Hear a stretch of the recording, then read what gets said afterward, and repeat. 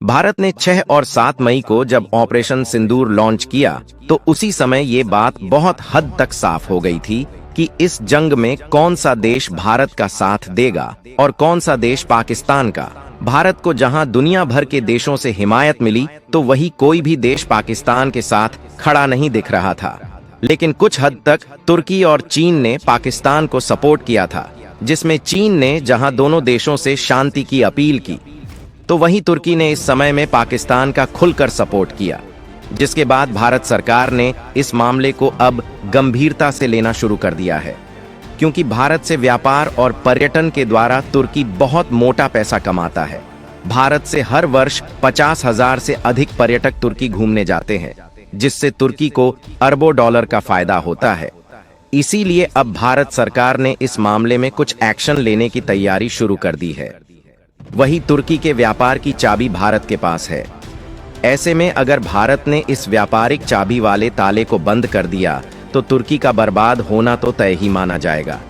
असल में तुर्की और पाकिस्तान को एक साथ देखकर चोर चोर मौसेरे भाई वाली कहावत चरितार्थ हो रही है, क्योंकि इस समय पाकिस्तान का तो बैंड बजा हुआ है और वह दुनिया भर की एजेंसियों से भीख मांगकर अपना देश चला रहा है।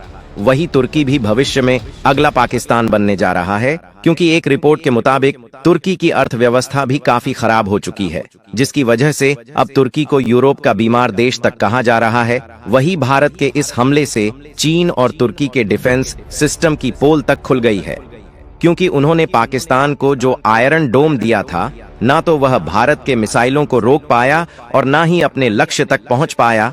वही पाकिस्तान के फुल सपोर्ट करने की वजह से अब भारत ने तुर्की के खिलाफ कई बड़े कदम उठाना शुरू कर दिया है, जिसके बारे में पूरी डिटेल आपको आज की इस वीडियो में मिलने वाली है।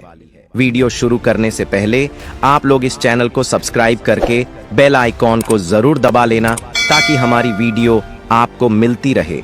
अब भारत का इरादा बहुत ही क्लियर है कि जो भी देश भारत से पंगा लेगा या भारत विरोध को बढ़ावा देगा, अब भारत उस देश को आर्थिक और कूटनीतिक झटके देकर बर्बाद करेगा। उदाहरण के लिए, जब मालदीव और बांग्लादेश ने भारत के खिलाफ जाकर चीन और पाकिस्तान से हाथ मिलाया, तब भारत ने इन दोनों देशों को आर्थिक चोट पहुंचाकर उन्हें घुटने टेकने पर मजबूर कर दिया था, जिसके बाद दोनों देशों ने भारत से माफी तक मांगी थी, ताकि भारत फिर से उन्हें और आर्थिक कंगाल न कर दे।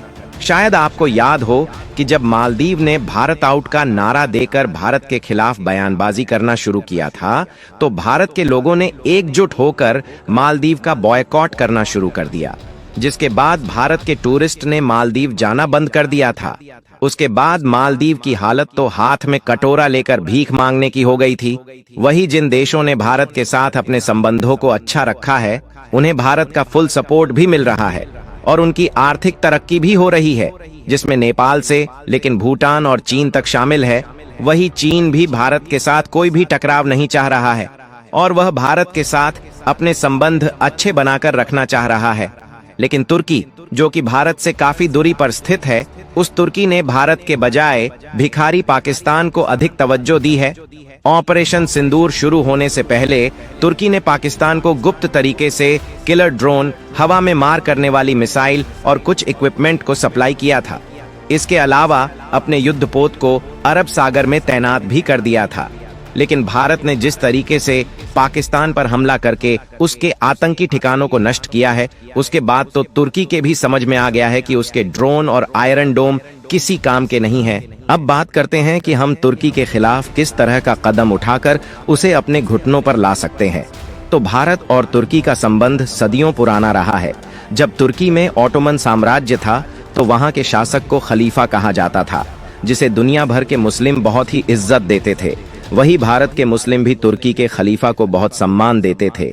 बल्कि जब ऑटोमन साम्राज्य का अंत किया गया तो भारत में खिलाफत मूवमेंट तक चलाया गया था, जिससे ये साबित होता है कि तुर्की के साथ भारत के संबंध बहुत पुराने हैं।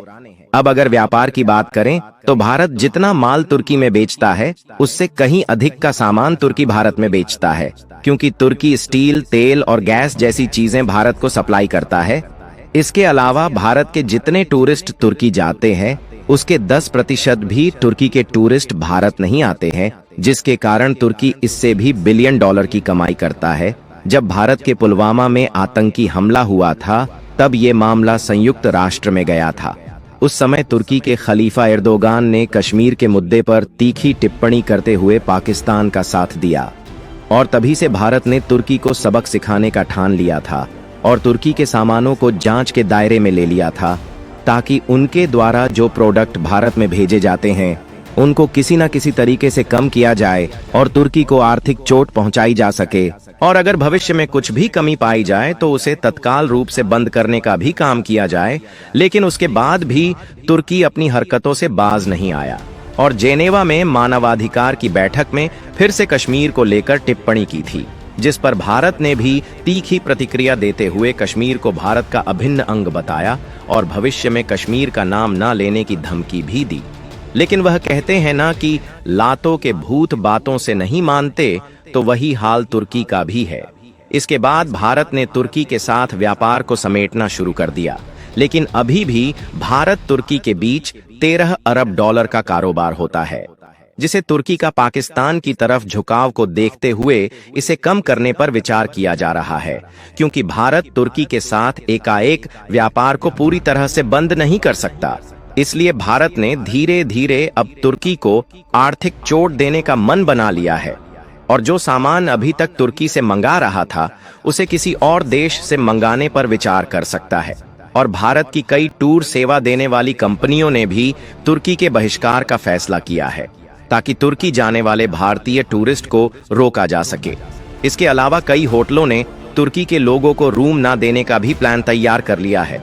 इसके अलावा जिस तरह पाकिस्तान भारत के साथ दुश्मनी रखता है, ठीक वैसी ही दुश्मनी तुर्की आर्मेनिया के साथ रखता है।